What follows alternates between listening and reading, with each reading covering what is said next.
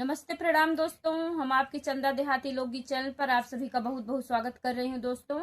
और हम लोग चल रहे हैं आज बहुत ही दर्द भरा आप लोगों को सोहर गीत सुनाने। आप लोग फुल आवाज करके गीत को सुनिएगा तो आंख में आंसू आ जाएंगे आप लोगों को। तो आप लोगों को अच्छा लगेगा मेरा सोहर गीत, तो आप लोग लाइक शेयर सब्सक्राइब जरूर करिएगा मेरे चैनल को, अपना सपोर्ट दीजिएगा दोस्तों। तो आइए सुनाते हैं।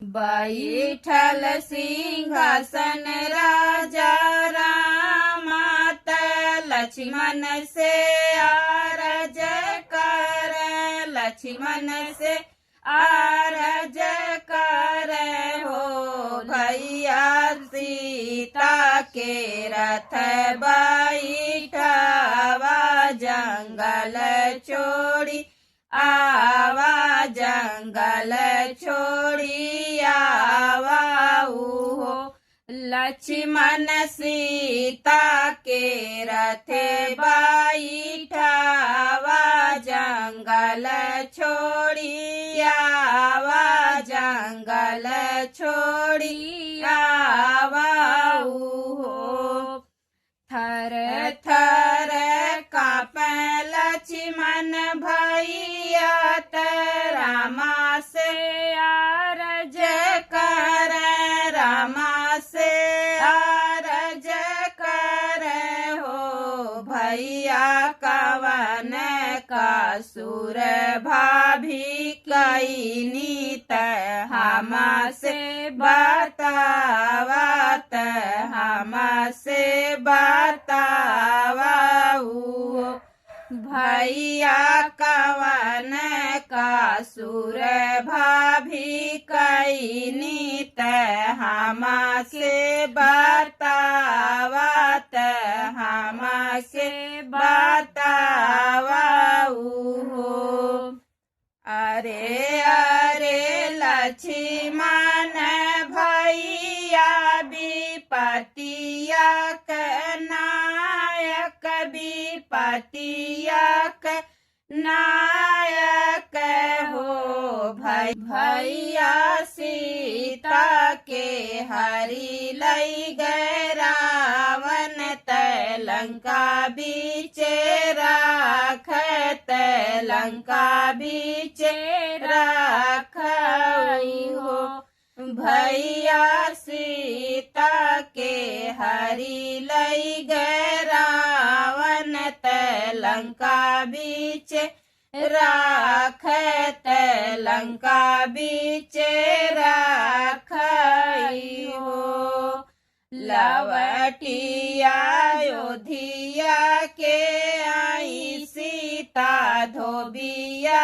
जे बोली बोल धोबिया जे बोली बोल हो भैया धोबिया के बोली लागे बाण करे जा हमरे साल करे जा हमरे सालाई हो भैया धोबिया के बोली लागे बाण करे जा हमरे साल करे जा हमरे सालाई हो इतनी बचन सुनी रामा लाखन के सामुझावे लाखन के सामुझावाई हो भैया विधना जे लिखे हैं लीला रे मीटे से नहीं मिट्टी है मीटे से नहीं मिट्टी है हो भैया विधना जे लिखे हैं लीला रे मीटे से नहीं मिट्टी है मीटे से नहीं मिट्टी है हो भैया सीता जे जइहे बन बास लिखल उनके भगिया लिखल उनके भगिया हो भैया सीता जे जइहे बनवास लिखल उनके भगिया लिखल उनके भगिया हो। रोई रोई लक्ष्मण भैया की रथवा सजावे की रथवा सजावाई हो। सखिया सीता जी के रथ बैठावे जंगल छोड़ी आवे जंगल छोड़ी छोड़ी हो। सखिया सीता जी के रथ बैठावे जंगल छोड़ी आवे जंगल छोड़ी आवाई हो।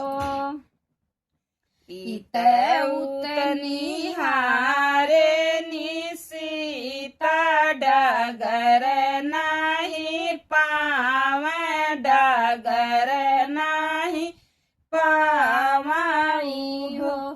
सीता जाई पहुँची वाल्मीकि कुटिया त मुनि बाबा पूछत मुनि बाबा पूछाई हो। सीता जाई पहुँची वाल्मीकि कुटिया त मुनि बाबा पूछत मुनि बाबा पूछाई हो। के कर हायु तू ही धैर्या त के कर बाहुरिया त के कर बाहुरिया हो।